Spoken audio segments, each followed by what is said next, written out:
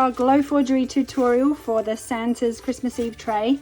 Had a few people ask about construction, so I figured we may as well do a tutorial. I'm using, first of all, gloves, always, with this stuff. I'm using a stain and varnish, or polyurethane in one. This is not food grade, obviously. It's a prop Christmas decoration. You could use a solid wood, not apply with adhesive, and you would need to use a shellac or a butcher block oil afterwards to make sure that it was food safe. Otherwise you could just put a napkin under the food. Basically you're going to want to sand any edges that need to be sanded, any sharp edges, just because you don't want the kids to get a splinter when they use it. But once that's all good, we're going to do the back first.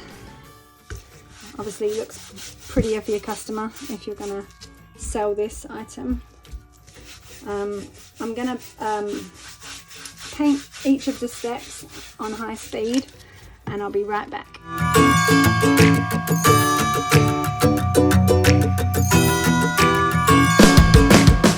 Okay, so we're going to do the front now. The best thing to do is make sure you get enough stain down into the engraves and the score lines. That's where you're going to really put the most, and then you'll rub it into the rest of the wood. Wood's usually pretty porous, some obviously isn't. You can always do a test to make sure the wood that you have isn't too much of a sponge. If you have a dark stain, sometimes it works to wipe off the excess. I'm going to show you how. You might have seen in the sped up version that I was using a baby wipe. Use those a lot. But anyway, yeah, I try and go with the grain of the wood, and we're going to get enough stain into all of the details. Great idea for gloves. Again, just really helps. You can do this kind of thing without worrying. And you're just going to literally wipe off the excess. It doesn't necessarily always change the colour of it. Sometimes it does a lot. So it's always good to do that. And then another one ready to dry. Okay, so we're going to put the tray together. I actually am being impatient as always, and it isn't 100% dry, but it will show you how you can do it, or how I do it at least, when I have multiple trays to put together, so it makes it a little bit faster. You want to make sure you pop out all the pilot holes, and basically I use a touch of glue just for insurance on each of the straps.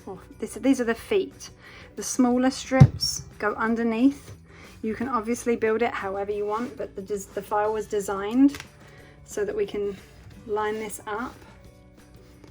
And I use a cocktail stick, basically drop that down into place, and then line up the other one.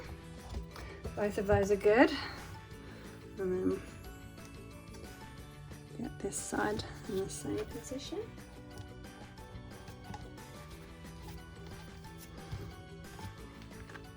You can actually see, but because I'm filming and my phone is right above the tray, I actually can't, so I'm using these just to be sure.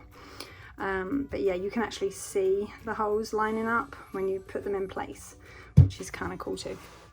And then basically these go to the very end of the board, so really can't go wrong. Flip it to the other end if it doesn't line up. Should line up nice and easy. And I usually just put a little glue. Like I said, you don't have to use a lot, just a little wood glue on each end, and it just helps cement these pieces together. There we go. Definitely use the end of the board to line it up, that makes it a whole lot easier. Just give it a little pressure, make sure that it didn't move. And basically I do this, let that glue set, and then I'll come back in a second with the final touch. So before the glue is completely dry, it's worth putting the handles on just to make sure that there is the ability to adjust I usually use an electric screwdriver, but that's noisy, and for the video purposes I will just hand tighten. You can put just one layer and then line it up, screw through another layer, and then line the next layer up, screw through the feet, the bottom layer. But I personally prefer to just put the handles on like this. It's a little bit less fiddly, I think. Obviously you can do it however you want. These handles are amazing. They fit so nicely to the design without changing anything. You can obviously make adjustments in the file if you want to use different handles. These ones are the Allen Roth handle from Lowe's, $1.49 each. Can't really go wrong with that. But there's bound to be many more options to choose from. But really, once you've done these up, the only thing you're going to do is make sure there's no missed sharp edges, no splinters, any bits that you might need on the edge to touch up for the finish that you've chosen, the stain or the paint. Like I said, the electric screwdriver is a little bit quicker. I am trying not to be loud. And there we go. Ta-da! Thank you for joining us. Hope you enjoy making your own Santa trays, and you can find our ad in the link below.